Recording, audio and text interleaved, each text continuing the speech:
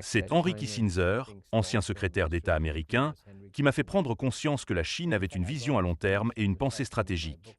En fait, dans mon livre La Chine a-t-elle gagné, j'ai cité ses propos avec son accord. La Chine possède une stratégie globale et à long terme. Et les plans quinquennaux que vous mentionnez en sont justement une illustration majeure.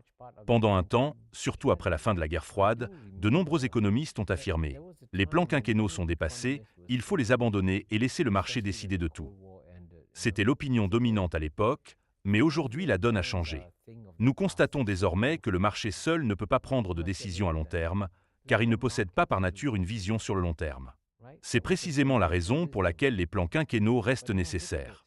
Amartya Sen, un célèbre économiste de Harvard qui est aussi mon ami, pense qu'un pays, pour se développer, a besoin à la fois de la main invisible du marché libre et de la main visible d'une gouvernance publique efficace.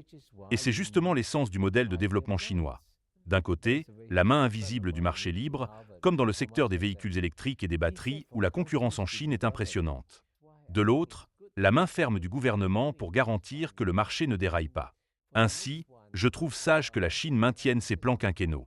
Et le 15e plan quinquennal à venir, centré sur un développement de haute qualité, me semble très judicieux.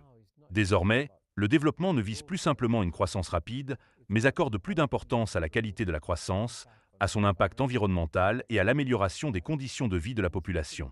Une approche globale et bénéfique.